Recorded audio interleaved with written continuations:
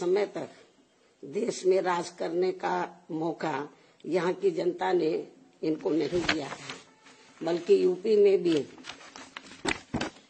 सन 2017 से पहले भाजपा की स्थिति यहाँ कोई खास अच्छी नहीं थी और अब इसी प्रकार कांग्रेस पार्टी भी लगभग उसी हालत से गुजर रही है जिस खराब हालत से पहले भाजपा गुजर चुकी है। बीजेपी ने भी देखे हैं, जब आजादी के बाद से काफी लंबे समय तक देश में राज करने का मौका यहाँ की जनता ने इनको नहीं दिया है, बल्कि यूपी में भी सन 2017 से पहले भाजपा की स्थिति यहाँ कोई खास अच्छी नहीं थी और अब इसी प्रकार कांग्रेस पार्टी भी लगभग उसी हालत से गुजर रही है जिस खराब हालत से पहले भाजपा गुजर चुकी है। इस कार्यक्रम के प्रायोजक हैं मेट्रो अलमीरा, मजबूत, खूबसूरत और भरोसेमंद अलमीरा, तथा आगे चलकर सत्ता में भी जरूर आना है। तभी फिर यहाँ गरीब, असहाय, दुखी, पीड़ित व कमजोर वर्गों के लोगों का सही से भला हो सकता है। और अब तो इनके प्रति जातिवादी मानसिकता रखने वाली पार्टियों के साथ साथ जातिवादी मीडिया भी, जिसमें सोशल मीडिया भी शामिल है, ये भी नहीं चाहता है कि यहाँ के खासकर गरीब, दबे कुचले, गरीब व लाचार लोग बाबा साहब की मूवमेंट के मुताबिक चलकर सत्ता की मास्टर चाबी खुद अपने हाथों में है और उसके लिए वे किसी भी हद तक गिरकर अपना गंदा व घिनौना आदि खेल खेलते रहते हैं। इसलिए यूपी का वर्तमान चुनाव परिणाम बीएसपी के करोड़ों लोगों की रात दिन की कड़ी तन मन धन की मेहनत का ये वाजिब फल कतई नहीं है। फिर भी बाबा साहब के अनुयायी पार्टी होने के नाते इस पार्टी के लोगों को अपनी हिम्मत कतई नहीं हारना है, बल्कि पत्थर काट कर रास्ता बनाने का अपना प्रयास व संघर्ष हर हाल में आजीवन जारी रखना है। जबकि ऐसे खराब राजनीतिक हालात बीजेपी ने भी देखे हैं, जब आजादी के बाद से काफी लंबे समय तक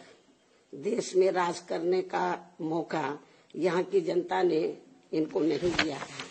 बल्कि यूपी में भी सन 2017 से पहले भाजपा की स्थिति यहाँ कोई खास अच्छी नहीं थी और अब इसी प्रकार कांग्रेस पार्टी भी लगभग उसी हालत से गुजर रही है जिस खराब हालत से पहले भाजपा गुजर चुकी है।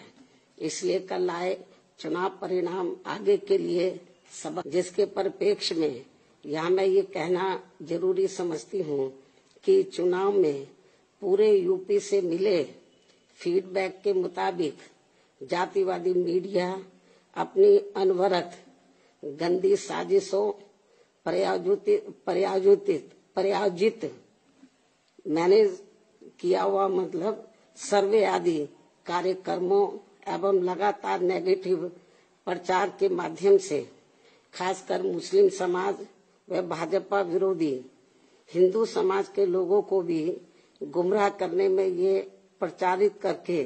काफी हद तक सफल साबित हुआ है कि बीएसपी भाजपा की बी टीम है तथा ये पार्टी सपा के मुकाबले में कम मजबूती से चुनाव लड़ रही है। ये खूब इन्होंने प्रचार किया, जबकि सच्चाई इसके विपरीत है, बिल्कुल उलट है, क्योंकि भाजपा से बसपा की लड़ाई राजनीतिक के साथ साथ सिद्धांतिक व चुनावी भी थी। लेकिन मीडिया द्वारा इस प्रकार के लगातार दुष्प्रचार आदि किए जाने के कारण भाजपा के अति आक्रामक मुस्लिम विरोधी चुनाव प्रचार से मुस्लिम समाज ने एक तरफा तौर पर सपा को ही अपना वोट दे दिया तथा इससे फिर बाकी भाजपा विरोधी हिंदू लोग भी बसपा में नहीं आए। और यदि ये सभी लोग इन अफवाहों, इससे ये स्पष्ट है कि मुस्लिम समाज का वोट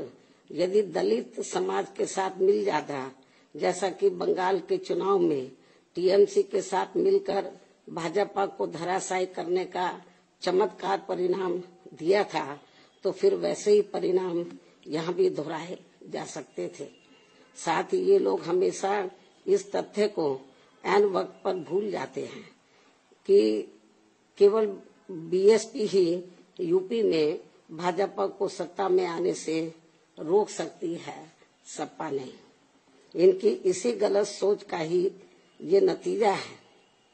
कि भाजपा फिर से सत्ता में वापस यहाँ आ गई है। और यदि यूपी में तिकोना संघर्ष हुआ होता, जिसकी पूरी संभावना भी थी, तो तब यहाँ यूपी के परिणाम बीएसपी की अपेक्षा के मुताबिक आते तथा फिर भाजपा को सत्ता में आने से रोक लिया जाता। अर्थात कुल मिलाकर मुस्लिम समाज बीएसपी के साथ तो लगा रहा, किंतु इनका पूरा वोट समाजवादी पार्टी की तरफ शिफ्ट कर गया। और इनके इस गलत फैसले से बीएसपी को बड़ा भारी नुकसान ये हुआ कि बीएसपी समर्थक अपर कास्ट व ओबीसी समाज की विभिन्न जातियों में भी ये डर फैल गया कि सपा के सत्ता में आने से दोबारा यहाँ जंगल राज आ जाएगा और फिर ये लोग भी भाजपा की तरफ चले जाएंगे। इस प्रकार से भाजपा को हराने के लिए मुस्लिम समाज ने बार बार आजमाई हुई पार्टी बीएसपी से ज्यादा सपा पर भरोसा करने की बड़ी भारी भूल की है। देश दुनिया की ताज़ा तरीन खबरों से रूबरू होने के लिए सब्सक्राइब कीजिए आपका अपना चैनल NDTV भारत।